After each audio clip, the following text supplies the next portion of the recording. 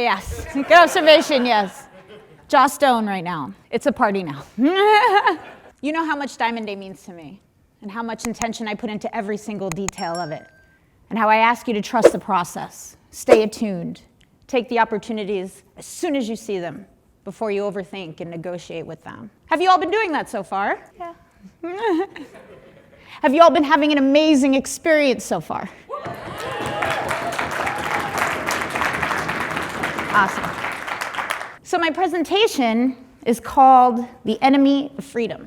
And it begins with a very important message I have about the 6-month goals we set yesterday. But before I share that message, I want to share that in listening to the takeaways that some of you so earnestly and powerfully and kindly shared yesterday, and in observing and being with you all at dinner, I wondered, I thought, as I tend to do as a thinking person, I wondered about those of you who I know felt a little bit nervous about coming, weren't sure if you really belonged. Do you understand now that you do belong? That's awesome, because that's why I created this. And that leads me to my very important message about your 6-month goals. Because the 5 enemies of freedom are exactly what will fuck you up from achieving those goals. And this begins with a story about an aha moment that I had in my life. And that was when I was pitching as a copywriter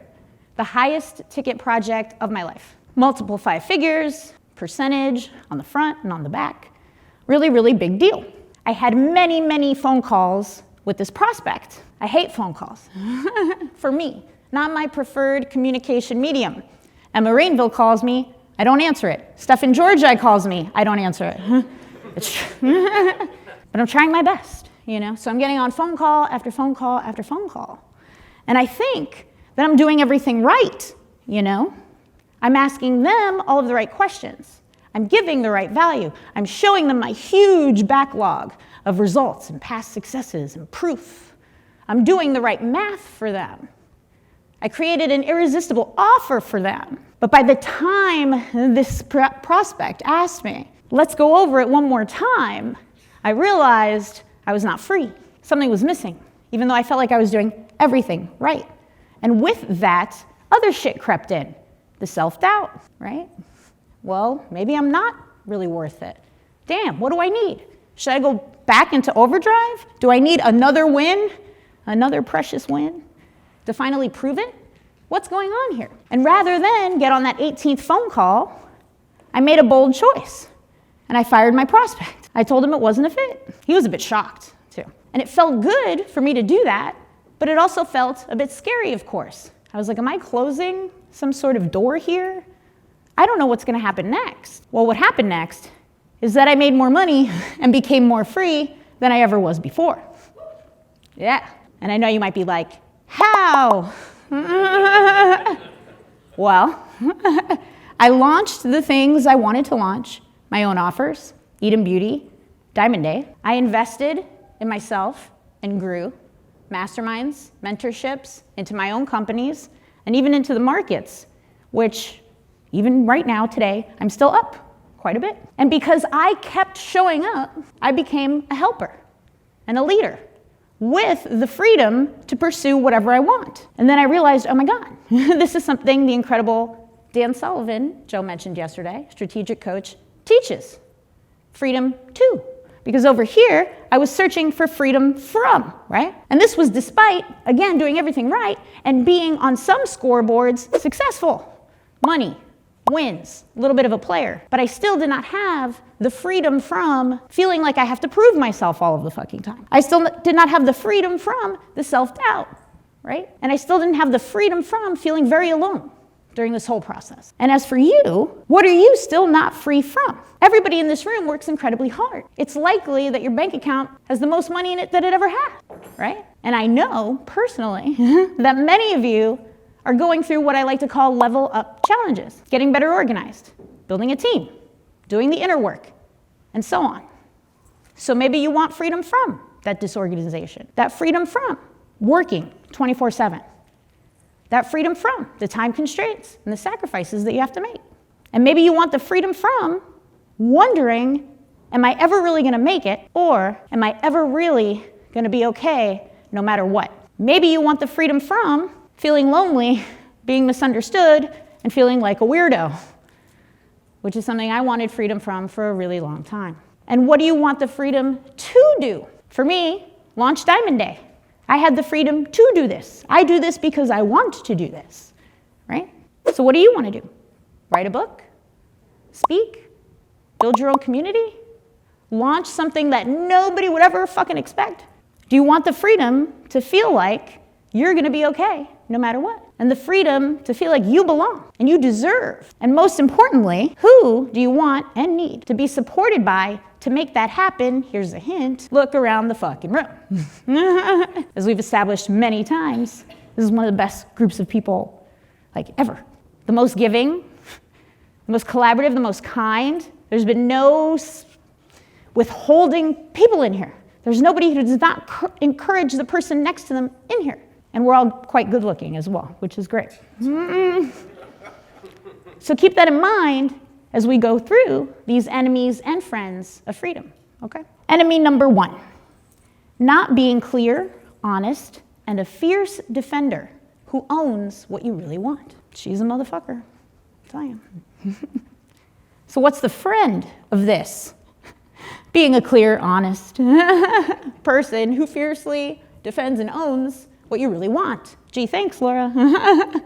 Easier said than done. How do we do that? Well, here's how we begin to do that. We stop the judgment and moralism over what we really want, you know? We established yesterday that nobody in here wants to be a warlord, right? Now, granted, Perry Belcher was not in attendance to make that promise. But I believe it still holds true of everyone in the room. So therefore, the judgment, I shouldn't want that, can go away. You want what you want to be a better you. Oftentimes to make the world better and the people around you better, right? When Bianca Jade had us do that amazing exercise yesterday, did you judge what you put in the circle? What if you did? What a shame that would be, right? Stop comparing what you want to what everybody else wants. That's looking for better. That ties into the stuff Rich teached us. There's no need to compare. It can be exactly what you want, and it should be. It is for a reason. And use your mentors and comrades. Why do we enjoy having multi-hour-long conversations with one another? Because we get it.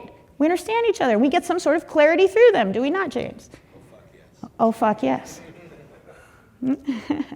So those are the friends of freedom number 1. They sound simple, but it's like a shower, right? I promise it works if you do it. Here's the enemy of freedom number 2. Taking actions that don't line up with what you really want.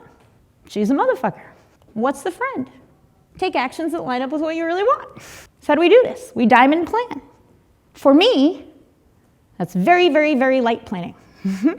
It's literally creating the container for the magic of life to fall into. So for the book I want to write, I just write out the working title. That's it. That's my plan. And then everything that starts to happen around me has a place for me to put it to. So if you have 3 of 4, however many of those containers going at once, all of the magic of life can get sorted in a way that serves you and advances you towards what you really want. Does that make sense? And you'll regularly assess how your actions are lining up with the plan, because we got desires, actions, and the outcomes from all that, right? And there you are. You're coincidentally a hologram, but that's neither here nor there. And there's what you want, what you say you want. And you do this, you do that, you do that, you take your actions, and then you get there. Wow. But of course, it's not always that simple. Most of the time, it's not that simple. Or you do a little of this, a little of this, a little of that, and maybe you end up with something just as good. Maybe that thing is what you really wanted all along. And maybe that's fine. Or maybe it's something slightly different, maybe a little bit lesser than that. You're like, okay, I can make some tweaks, get me to the gold star. Or maybe it's something that confirms your limiting beliefs or your bad habits or the patterns that don't serve you, and you end up there. There's directionality here. And you could use this in your unlined notebooks to quite literally write the circle of, okay, what is it that I want? What is action step ABC? But then you go back and you reassess. So if I want to write the book, but I, drank a ton, this week and I didn't write anything, that would be a different action. So on and so forth. That would lead me to the red X, right? That's the gold star of my book. Make sense? What this means is that 1 degree of a shift towards what you really want is exponential. So it starts with just 1 degree at a time. Good so far? Awesome. That's important to me. Enemy of freedom number 3, anxiety. She is a motherfucker. And we could all agree anxiety is pretty prevalent, right? And I first heard this from Dan Nicholson, who attributes it to Chip Conley, and so on and so forth, the lineage of information. Anxiety equals uncertainty times powerlessness. It's multiplicative, so any tiny boost in either one has an exponential effect on the anxiety, and it's distributive.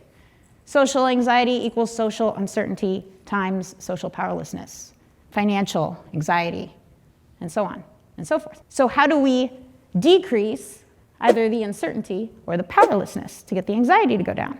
The first part of that, and the first part of the freedom, is actually repositioning anxiety. It is not this dichotomous, we gotta cut it out, we gotta get rid of it. No, we simply have to shift it because there's an optimal level of tension, arousal, or anxiety that brings you peak performance. That makes sense because you care. Anxiety means you care, right? So how do we get that shift? Conviction and power, the opposite of uncertainty and powerlessness.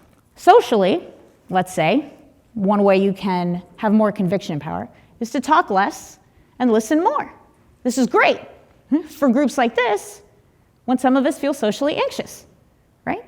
You're not just talking less, you're listening with an intent to learn. You're more empowered when you walk into an interaction with this in your mind. Now you don't have to talk to prove yourself. I gotta prove that I have value and that I'm funny, and I'm quick on my feet, and I gotta say this. I gotta let them know that I knew about that. Somebody tells me something, oh, I know that. You just hang back, listen. Ask a question instead. Because when you're listening with intent to learn, the questions will come. And they'll often be really good. And one of the things I used to do, because I'm a curious person and I ask a lot of questions, that's how I've cultivated a lot of relationships in this room. But what I used to do is like, that question might be like too deep or too awkward or too personal, I can't ask that. But I've reframed that thinking into, that's the fucking question I gotta ask. That's the good shit. And nearly everyone is like, ooh, good question. And it starts a dialogue. But if I'm focused on talking all the time, that never happens. So talk less and listen more. Talk honestly, again, this is the perfect room to do it because you're so understood and received here. Talk honestly about your emotional state. Even in groups of us, I have said, I feel anxious right now. We're also compassionate. We're like, oh, you want a glass of water? Or why do you think that is? You immediately feel less anxious. You've taken more certainty, more conviction, more power. And if the weekend can say, and I sweat too much on the regular, then you can honestly communicate about how you're feeling. And consider this. The greats are often eccentric. Look at Ron.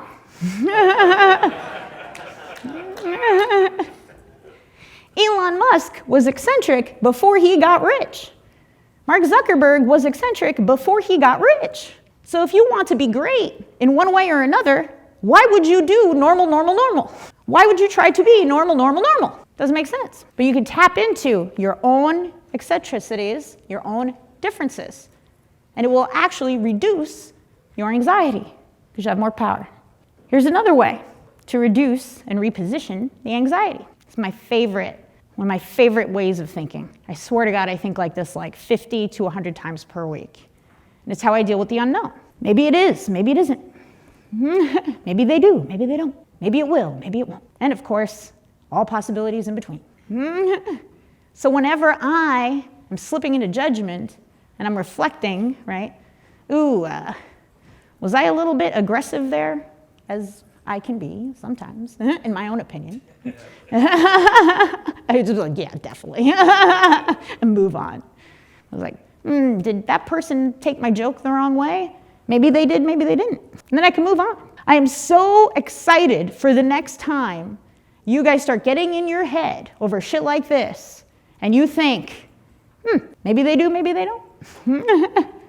And then you can move on. You're so much more powerful in the unknowing. You're maintaining your conviction even in the unknown. And that will reposition your anxiety. Sound good? We're at 3 of 5. Still doing good? Awesome. Thank you. So we'll move to the 4th enemy of freedom, low confidence. And most people totally fuck up the definition of confidence. Even a very recent article in Forbes magazine.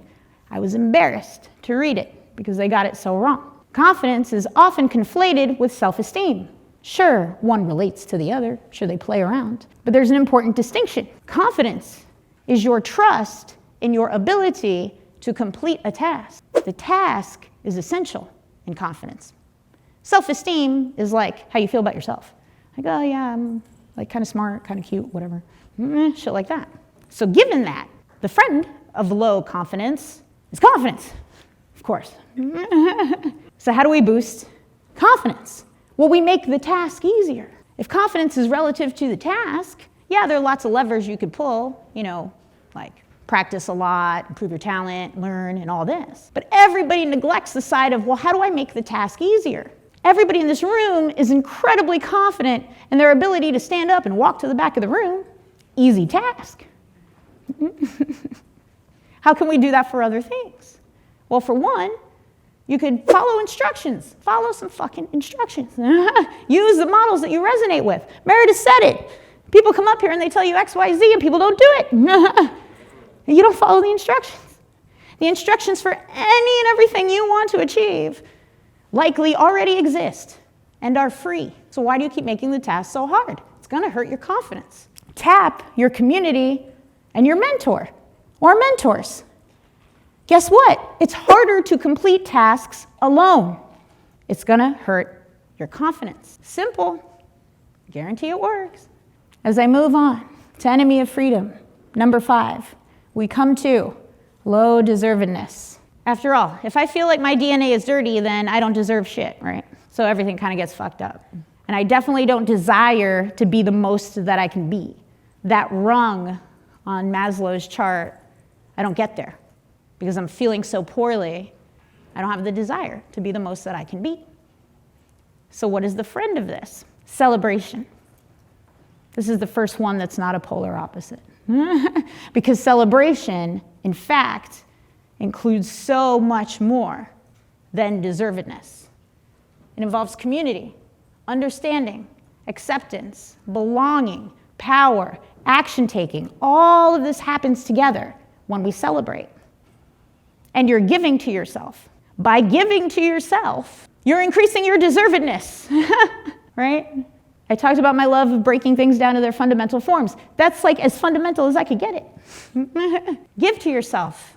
It will improve your deservedness. And all good things start at home. You are your home. So you need to start it with you. Make sense? Yes. Awesome. And here's the recap of that. And it's quite funny now that I've broken them down. The polar opposites seem so much more clear, right? And it's not just like, yeah, of course, Laura. It's the opposite. So I thought that was interesting. So that's to recap our 5 friends and our 5 enemies of freedom. And during the last day and a half, we've also talked about stuff like what risk means really, how to grow your self-worth through understanding, how to increase confidence, and this, and this, and this, and this, and this, and this, and lots of stuff. Now, all of that is keeping in mind that your journey will not be the same as mine. And I opened with my firing a prospect story, which, of course, I'm going to come full circle on in just a moment. But what I know, and when I see you, is that this is not all from a purely intellectual understanding, right? I see the future that is available to each and every one of you because I've lived it. I'm living it real time. And that future is you feeling as free as I feel right now, this moment, on this stage, getting to do this for you, with you, and for me, right? And maybe some of you guys think I'm cool or whatever. Yeah, Laura launched Diamond Day. Wow, it's so cool that she did that. She wears the bodysuit. Whoa, it's cool. I see you as cool. I see you as so cool. And I see you able to feel as free as you feel that I feel. That's a lot of feels, but do you feel that?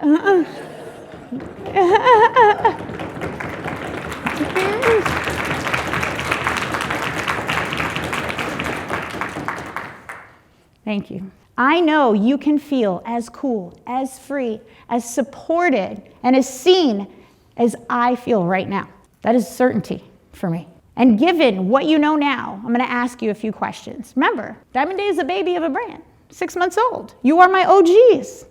You're my fucking OGs in here, my heart. So, given what you know now, do you see how important it is to consistently work with your friends of freedom? Yes? Clearly owning and defending what you really want. Taking actions that line up with it. Conviction and power. Confidence and celebration. It is worth everything it takes to achieve this. Do you agree?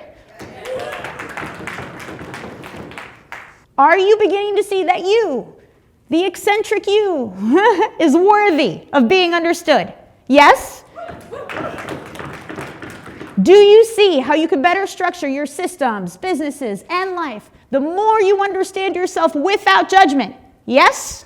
Do you see why fiercely owning and defending what you truly want is worth everything it takes to achieve? Yeah, I asked it twice. Let's say it twice. Yes. Are you beginning to see how much of an advantage this is for you? Because most people are drifting. You did not come here and invest your time, attention, money, energy, and effort, your Tammy, you did not invest that to drift, did you? No, hell no. So it is a huge advantage for you. And given what you know now, even if you only use a fraction of what we've done so far, would you say your time, investment, and energy was well spent? Yes.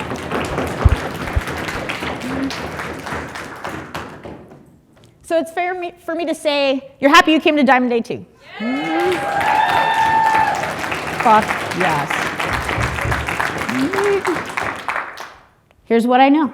I want you to feel full deservedness to achieve what you want. And I want that bad. I want you to feel that bad. Stefan knows it. He opened with it, right? I'll run out of the room. I'll run down the stairs in my underwear, 3 a.m. I'm like, fuck you. I'm like, Whitney cracked 10K this month.